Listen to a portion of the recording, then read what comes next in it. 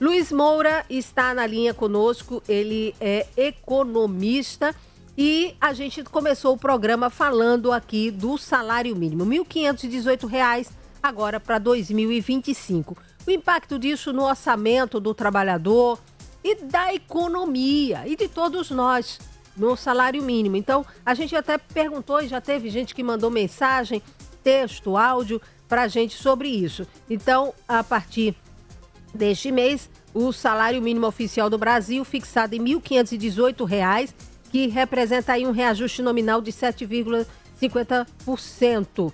E conforme lei de 28 de agosto de 2023, o reajuste aplicado corresponde à inflação, e aí diz aqui, de 4,84%, medida pelo Índice Nacional de Preços ao Consumidor do IBGE, o NPC do IBGE, para o período de dezembro de 23 a novembro de 24, acrescida aí um percentual de 2,5%, como foi estabelecido em lei.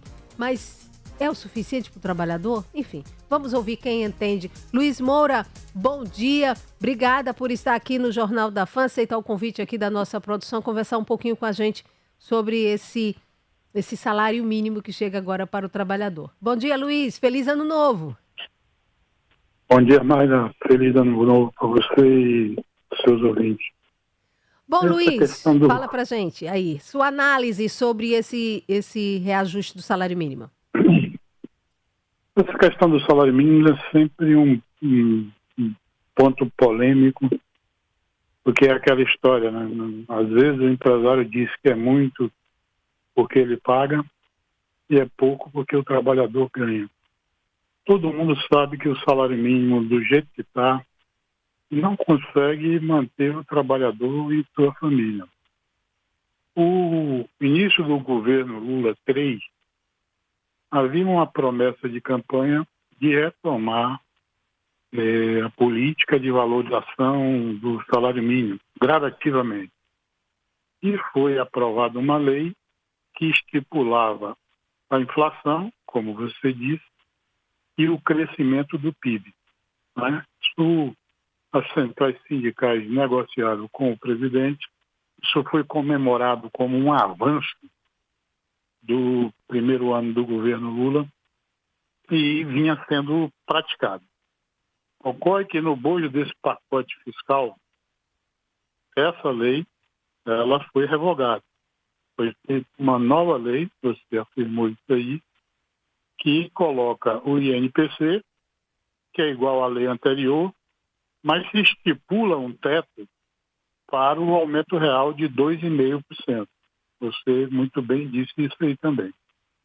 Então, se fosse valer a regra anterior, o salário mínimo teria mais R$ 10 no seu valor. Seria R$ 1.528.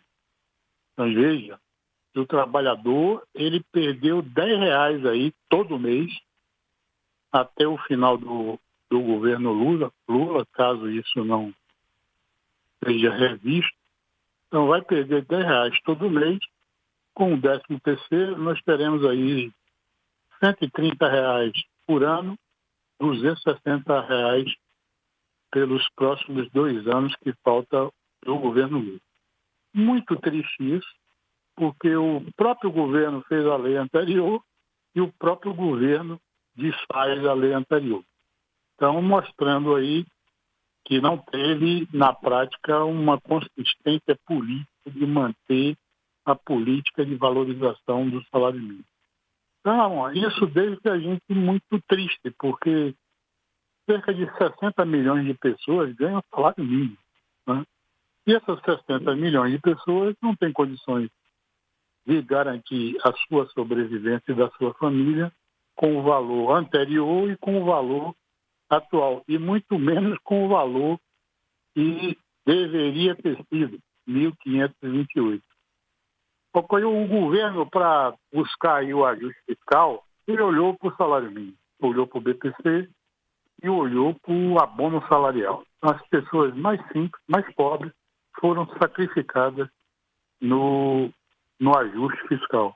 Não mexe nada com o imposto das grandes fortunas, não mexe nada com os altos salários do serviço público, juiz, desembargador ganhando 200, 300 mil reais, não mexe nada com as aposentadorias dos militares, enfim, só mexeu nos mais pobres.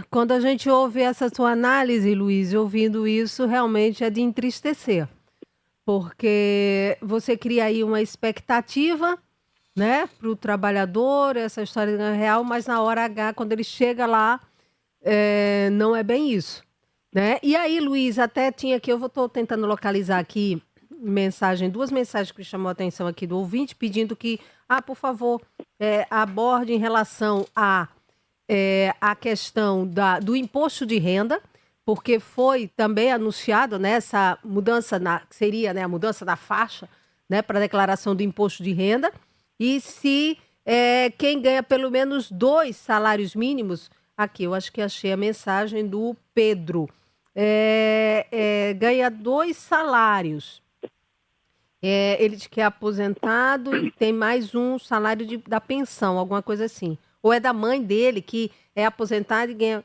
E acaba, por conta de uma besteira, pode pagar pagar imposto de renda. Ele pediu que houvesse alguma explicação sobre isso, sobre essa questão. E a outra pessoa que aqui mandou foi a Lúcia, dizendo também a seguinte mensagem a Lúcia mandou. Que adianta você ter um reajuste desse salário mínimo se, na realidade, no supermercado os preços estão muito mais elevados, já aumentou tudo antes mesmo da gente receber o salário mínimo. Ainda continua, pelo visto, essa prática, né, Luiz? Anuncia aumento, imediatamente você já vê um aumento de produtos, né? Produtos essenciais, inclusive, para o consumidor, para o trabalhador. As pessoas estão falando aí que o governo Lula também prometeu uma isenção até R$5.000 do imposto de renda. Isso vai ser discutido durante o ano de 2025 e só passará a valer, se isso for aprovado, em 2026. Mas a promessa era logo no início do governo, então já deveria ter sido implantado. Para ocorrer isso, o governo sinalizou que iria tributar rendimentos acima de R$50.000. Isso não está acontecendo. Então, o que aconteceu mesmo, de fato, foi o abono salarial, que hoje recebe o abono salarial, que é uma espécie aí de 14º salário. Hoje a regra é: quem ganhou no ano de 2024 até 2 salários mínimos receberia o abono salarial, que é aquele PIS, né? Que as pessoas recebem quem ganha até 2 salários mínimos. O que aconteceu é que passará a vigorar a redução desse montante, será até 1,5 salário mínimo. Então, a pessoa que ganhar mais de 1,5 salário mínimo não vai ter mais direito ao abono salarial. O que a outra ouvinte disse sobre o imposto é que, se tivesse sido corrigido por 1.528, o que é hoje 2 salários mínimos de isenção do imposto de renda, essa pessoa seria contemplada. Então, a meu juízo, o que ela está querendo dizer aí é, como não foi corrigido, ela que vai ganhar um pouquinho acima de 2 salários mínimos, lá, R$10 acima de 2 salários mínimos, vai ser tributado pelo imposto de renda. Então, essa lógica de penalizar o mais pobre, me deixou profundamente triste, muito mesmo. Aqui os parlamentares sergipanos, na sua maioria, votaram a favor disso. Né? Muito triste saber que o Rogério Carvalho e João Daniel do PT votou a favor desse confisco aí do salário mínimo. Muito triste mesmo de saber que as centrais sindicais até agora não falaram nada sobre isso, todo mundo quietinho. É uma situação onde o trabalhador de salário mínimo está desprotegido, tanto pelo movimento sindical como pelos parlamentares que historicamente votavam a favor do trabalhador. Então, a minha angústia, né, veja, eu não ganho salário mínimo, mas sempre defendi um salário mínimo constitucional. Fiz uma crítica ao que é calculado pelo Diese, porque, a meu juízo, é muito difícil de ser alcançado, né? O Diese fala num salário mínimo de mais de R$6.000. Veja, se tivesse um salário mínimo de mais de R$6.000, hoje, 95% dos trabalhadores ganham até isso. Então você teria um valor assim estranho, né? O nosso PIB per capita de 2023 é de R$50.000. O salário mínimo com o 13º dá aí algo próximo de R$18.000. Veja, que o PIB per capita é de 50 mil por ano e o trabalhador de salário mínimo ele ganha 18 mil por ano. Então você deveria aproximar mais desses valores. Sei lá, primeiro ano, chegar a um montante de 20 mil, no segundo ano, 22 mil, até que tivesse uma lógica de que pelo menos o trabalhador de salário mínimo ganhasse metade do PIB per capita, e já seria um avanço enorme. Quanto ao reajuste de preço, não é verdade que é pelo aumento do salário mínimo. A população tem que entender que o salário mínimo foi reajustado pela inflação que já aconteceu. Ou seja, 4,8%, mais 2,5% de aumento real. Então, essa inflação já aconteceu. Então, o custo dela já está nos preços. O que está tendo aumento de preço, e aí é complicado mesmo, a meu juízo, é a valorização do dólar, né? As pessoas não têm consciência que o dólar tem uma série de insumos. A carne, por exemplo, o frango, por exemplo, ovos, por exemplo, tem tudo insumos que são ou importados ou exportados. E aí cresce o custo desses itens. Pãozinho, café, enfim, essas coisas que está diretamente ligado ao trabalhador estão tendo aumento não por conta do salário mínimo, mas por conta muito mais dessa especulação aí em torno do dólar. Então, o aumento é isso, como é uma coincidência com o aumento do salário mínimo, todo mundo percebe que há essa ligação, mas na realidade não há. Nós temos aí uma pressão já, por conta do dólar, de aumento dos combustíveis, né? Já há essa pressão. Nós temos aí, por conta do dólar também, uma pressão, passagem de ônibus, que 5 cidades já tiveram aumento. Me parece que aqui a prefeita Nília cancelou o aumento que deveria ter da passagem de ônibus para R$5, né? E esses 10 centavos seria, 50 centavos seria subsidiado, não sei se ela confirmou isso, mas há a intenção de rediscutir a questão das passagens de ônibus. Então, isso tudo vai ter aumento, mas não é o salário mínimo. Não é o salário mínimo, e as pessoas, claro, que fazem essa ligação imediata, e aí você tem que esse reajuste aí será corroído pelos aumentos de preço verificados aí durante o ano de 2025, infelizmente. Ai, pois é, gente, começando o ano desse jeito. Tem áudio aqui de ouvinte, Luiz, aqui, acho que alguém comentando, tem uma pergunta aqui também de um outro ouvinte, o Zé Alves, que faz aqui a você. A gente está correndo aqui um pouquinho, porque a gente tem já entrevistado, o Dr. Robson Milek será defensor público, é nosso entrevistado já aqui, depois dessa entrevista com o Luiz Moura, economista. A gente está falando sobre o impacto do aumento do salário mínimo. O Luiz já explicou um pouquinho. É verdade, a gente tem sempre essa mania, aumentou o salário mínimo, lá aumenta tudo. Olha aí, ele explicando que, infelizmente, a gente tem essa história da dolarização. E o dólar está lá em cima, né? Então, acaba vinculando. Mas vamos ouvir aí um áudio que o ouvinte mandou para a gente? Bom dia, Magna Santana e equipe, bom dia a todos. Olha, Magna, você disse que não quer fazer comparações com outros países, mas um país tem que ser comparado com outro país ou consigo mesmo em período anterior.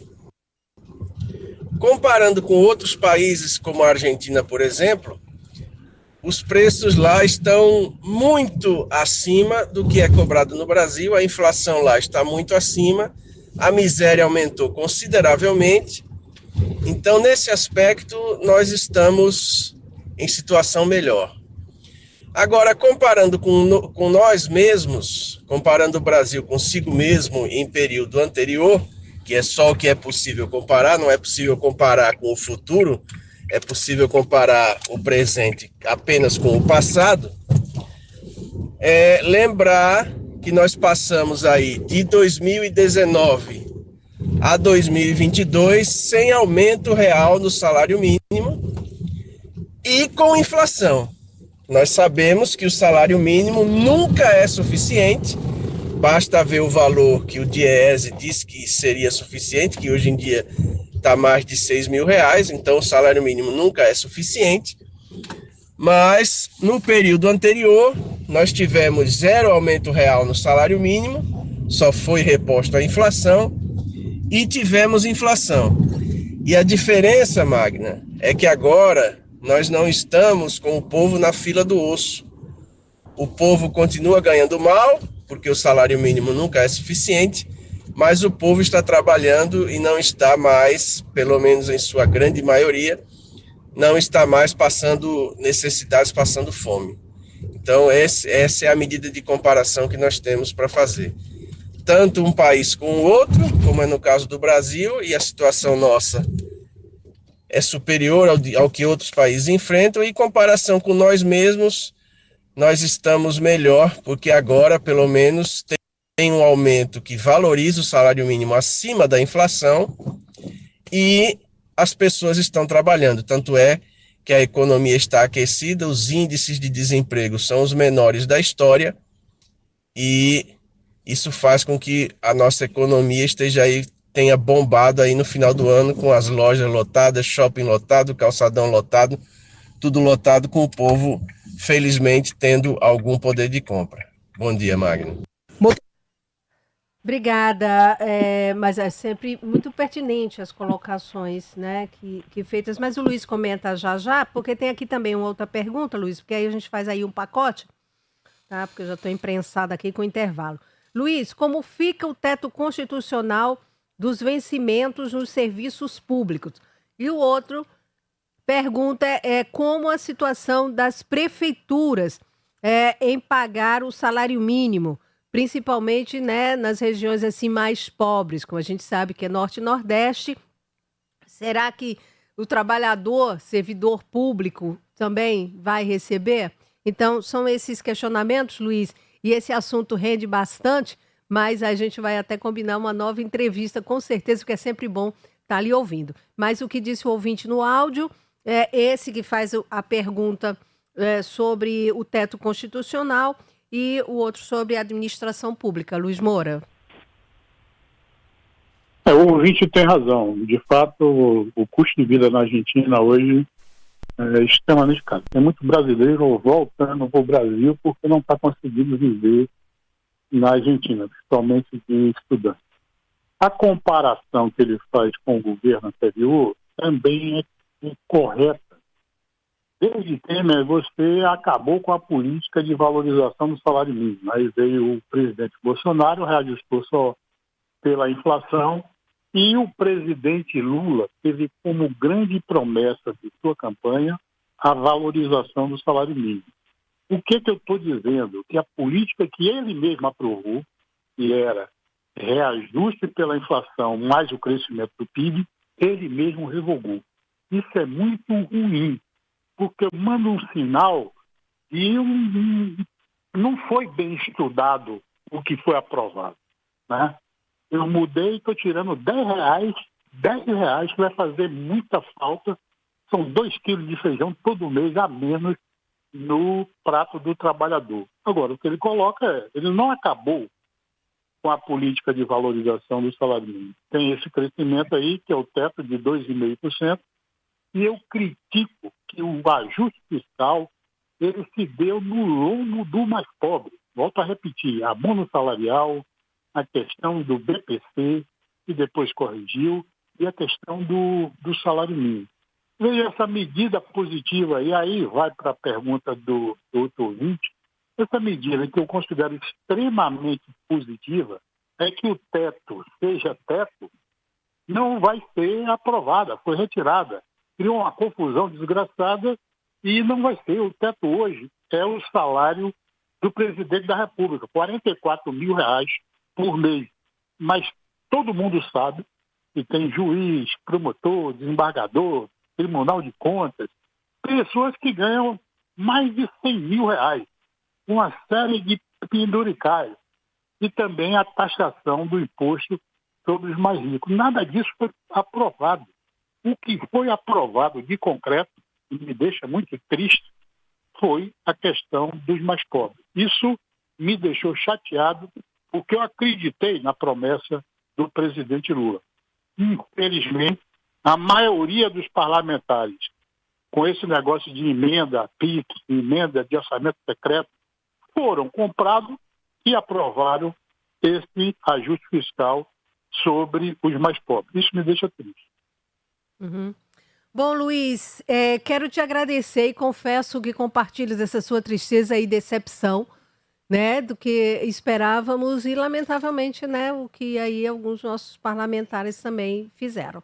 É triste, é lamentável, mas enfim, que o trabalhador fique atento, né, nas suas escolhas, a entender como essas coisas acontecem, porque essa economia é meio que difícil em alguns tempos, mas você fala uma linguagem muito fácil, e isso é muito bom para a gente entender bem. Muitíssimo obrigada, foi excelente, bom demais falar com você, ter você aqui no nosso Jornal da Fã. Voltaremos a consultá-lo em outros momentos, né, pela sua linguagem, pela sua transparência, pela forma como você explica bem esses assuntos para a gente. E outros, né? Outros assuntos aí mais adiante a gente aproveita para outra oportunidade. Muito obrigada, Luiz. Conte sempre aqui com o nosso espaço. Muito viu? obrigado. Grande abraço. Muito obrigado a você, Magda, e aos seus ouvintes.